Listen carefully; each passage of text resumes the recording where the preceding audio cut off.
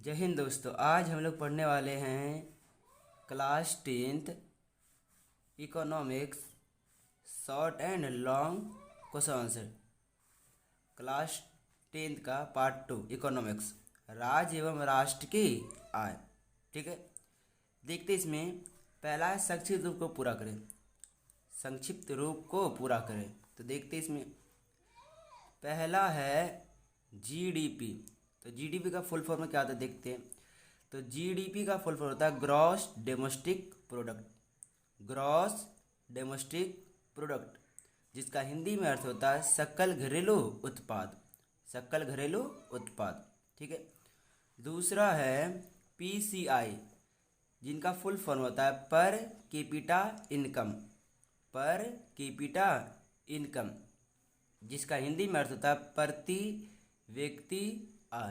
प्रति व्यक्ति आय। तीसरा है एनएसएसओ। एनएसएसओ इसका फुल फॉर्म होता है नेशनल सिंपल सर्वे ऑर्गेनाइजेशन।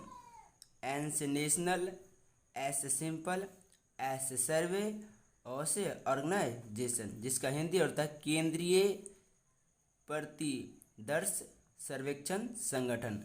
केंद्रीय प्रतिदर्श सर्वेक्षण संगठन। चौथा है सीएसओ जिसका अर्थ होता है central statistical organisation. Central C से सेंट्रल, एस से स्टैटिस्टिकल और से ऑर्गेनाइजेशन जिसका हिंदी अर्थ होता है केंद्रीय सांख्यिकी संगठन। केंद्रीय सांख्यिकी संगठन। पांचवा है जीएनपी जिसका फुल फॉर्म होता है जी से ग्रॉस, एन से नेशनल, पी से product. Gross national product Hindi अर्थ होता है कुल या सकल। कुल या सकल। कुल या सकल राष्ट्रीय उत्पाद। कुल या सकल राष्ट्रीय उत्पाद। छठा है एनएनपी। एन से नेट, एनएनपी, एन से नेट, एन से नेशनल, पी से प्रोडक्ट। नेट नेशनल प्रोडक्ट जिसका हिंदी अर्थ होता है शुद्ध राष्ट्रीय उत्पाद। शुद्ध राष्ट्रीय उत्पाद। शुद्ध राष्ट्रीय उत्पाद। अगला है एन आई। तो एन से नेशनल, आई से इनकम। एन से नेशनल, आई से इनकम जिसका हिंदी अर्थ होता है राष्ट्रीय आय। राष्ट्रीय आय। लास्ट आठवां है ईडीआई। ईडीआई का फुल होता है ई से इकोनॉमिक, डी से डेवलपमेंट, आई से इंडेक्स। इकोनॉमिक डेवलपमेंट इंडेक्स जिसका हिंदी अर्थ है राष्ट्रीय विकास सूचकांक। राष्ट्रीय विकास सूचकांक। तो ये था हमारा संक्षिप्त रूप जो कि हमने देख लिया आठों। अब आते हैं लघु उत्तरीय प्रश्न में।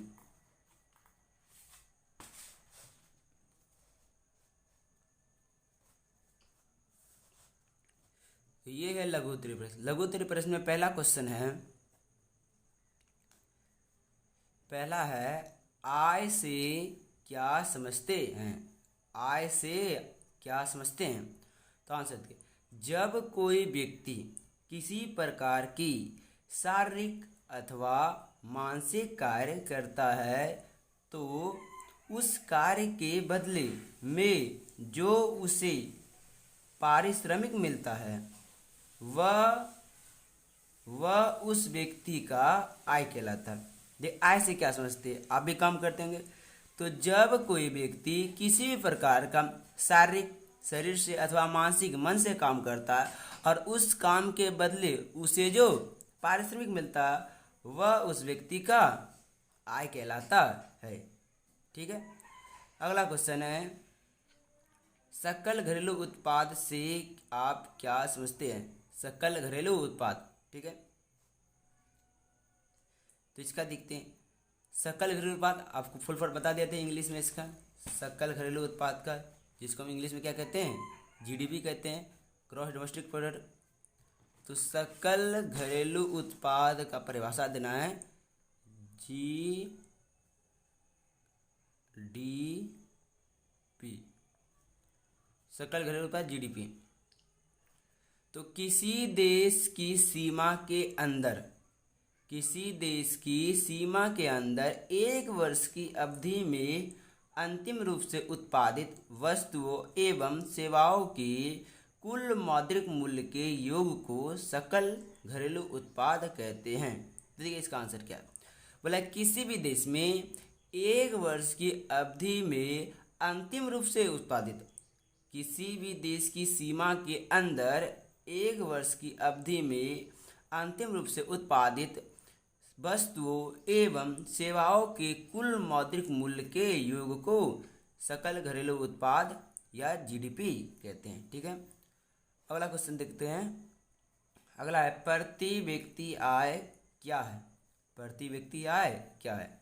ठीक है, तो इसका देखते हैं पीसीआई। प्रति व्यक्ति आय मतलब पीसीआई, पीसीआई प्रति व्यक्ति आय मतलब पीसीआई। तो देखिए प्रति व्यक्ति देश के कुल राष्ट्रीय आय में, देश के कुल राष्ट्रीय आय में देश की कुल जनसंख्या से भाग देने पर जो भागफल प्राप्त होता है उसे प्रति व्यक्ति आय कहते हैं। ये तो आसान परिभाषा है। निकालना है क्या प्रति व्यक्ति आय। तो हमारे देश में जितनी कमाई होती है और हमारे देश में जितनी जनसंख्या है उस कमाई में जनसंख्या से अगर भाग दे दे तो प्रति व्यक्ति आय निकल जाएगा। देश के कुल राष्ट्रीय आय में देश की कुल जनसंख्या से भाग देने पर जो भागफल प्राप्त होता है उसे प्रति व्यक्ति आय कहते हैं। तो प्रति व्यक्ति आय बराबर क्या होता है पीसीआई, नेशनल इनकम बटे total population of the country.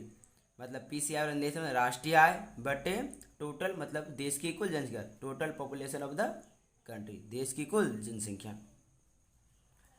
चौथा क्वेश्चन है, चौथा ये कि भारत में सर्वप्रथम राष्ट्रीय आय की गणना किसने की थी। चौथा क्वेश्चन है भारत में सर्वप्रथम राष्ट्रीय आय की गणना किसने और कब प्रस्तुत की थी। तो आंसर देखिए, भारत में सर्वप्रथम राष्ट्रीय आय की गणना दादा भाई नौरोजी ने सन 1868 में की थी। भारत में सर्वप्रथम राष्ट्रीय आय की गणना दादा भाई नौरोजी ने सन 1868 में की थी। इसमें इन्होंने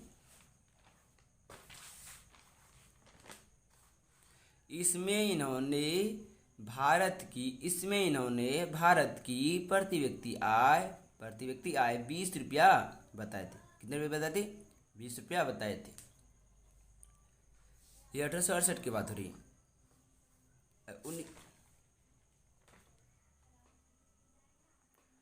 अगला है भारत में राष्ट्रीय आय की गणना किस संस्था के द्वारा होती है। भारत में राष्ट्रीय आय की गणना किस संस्था के द्वारा होती है। देखिए, तो भारत में राष्ट्रीय आय की गणना केंद्रीय सांख्यिकी संगठन CSO के द्वारा की जाती है। भारत में राष्ट्रीय आय की गणना केंद्रीय सांख्यिकी संगठन CSO सेंट्रल स्टैटिस्टिकल ऑर्गेनाइजेशन के द्वारा होती है। पांचवा क्वेश्चन है। छठा क्वेश्चन है, राष्ट्रीय आय की गणना में होने वाले कठिनाइयों का वर्णन करें।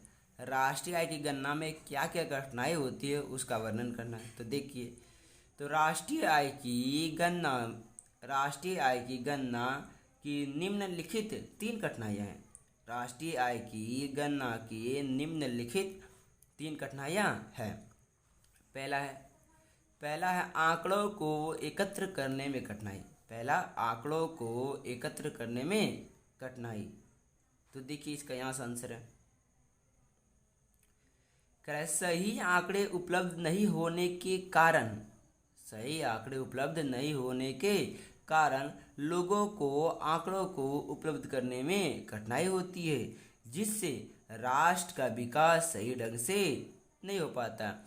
अब देखिए, राष्ट्र को लोगों के सही आंकड़े पता नहीं चलता, जिससे राष्ट्र के विकास में क्या होती है कठिनाई होती है। राष्ट्र के विकास में कठिनाई होती है, ये पहला। दूसरा है दोहरी गणना की संभावना। तो कभी कभी एक ही आय कभी कभी एक ही आय और उत्पाद दोनों स्थान पर अंकित कर दिया जाता है, जिस कारण वास्तविक आय से अधिक आय दिखाई पड़ता है। अब मान लीजिए हम केतारी को लिए। अब केतारी को खरीद के हमने चीनी बनाया। अब हमसे पैसा केतारी पे भी लिया जा रहा है, चीनी पे लिया जा रहा है, आज जहाँ बेचने जा रहे हैं वहाँ भी लिया जा रहा है, जिससे हमको होना चाहिए एक, लेकिन हो गया यहाँ तीन, जो कि हमको अधिक दिखाई देगा। बोला कभी कभी एक ही आय और उत्पाद दोनों स्थान पर अंकित कर लिया जाता है। मूल्य जो लिया जाता है, हमसे केतारी पे लिया, चीनी पे लिया, और जहाँ बेचने गई यहाँ वहाँ भी लिया, तो हमसे 3 बार ले लिया। तो बोला इसीलिए बोला कभी कभी एक ही आय और उत्पाद दोनों स्थान पर अंकित कर लिया जाता है। स्थान पर मूल्य अंकित कर दिया जाता है, जिस कारण वास्तविक आय जो है उससे हमको अधिक आय दिखाई देता है, अधिक आय दिखाई पड़ता है। ये होती कठिनाई। तीसरा है मूल्य के मापने में कठिनाई। मूल्य के मापने में कठिनाई।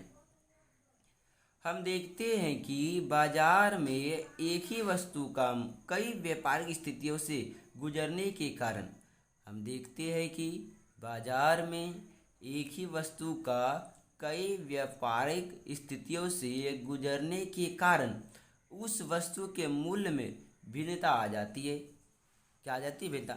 हाँ, हम लोग भी देखते हैं किसी वस्तु का दाम जब हम कहीं दूर लेते हैं तो वहाँ कम पड़ता है। जब हम दूर, आप ही अपनी गांव का ले लीजिए, जब आप सामान अपने गांव में लेते हैं तो वहाँ आपका उस वस्तु का दाम थोड़ा ज़्यादा आता है।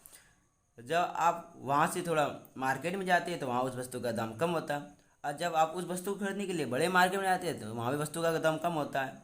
होता है कि नहीं होता है? तो बोला हम देखते हैं कि बाजार में एक ही वस्तु का कई व्यापारिक स्थितियों से गुजरने के कारण उस वस्तु के मूल्य में भिन्नता आ जाती है,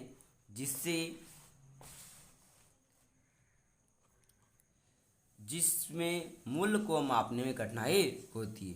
तो ये 3 कठिनाई थी, तीनों को जान लिए। ठीक है, आगे बढ़ते हैं। अगला क्वेश्चन है आय का गरीबी के साथ संबंध स्थापित करें।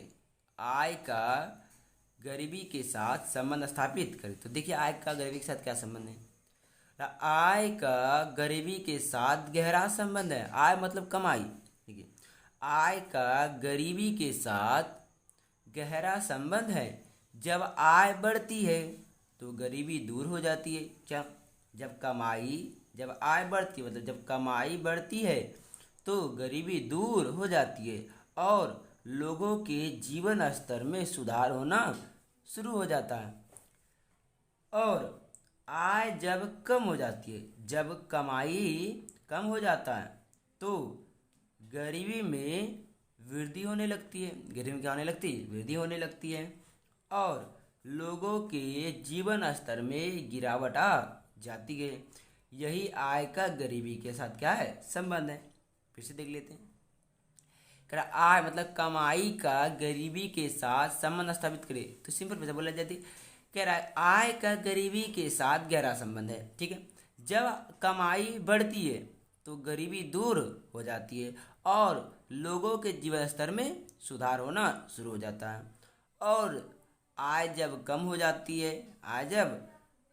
जाती है तो गरीबी में वृद्धि होने लगती है और लोगों के जीवन स्तर में गिरावट आ जाती है। यही आय का गरीबी के साथ क्या है? संबंध है। ठीक।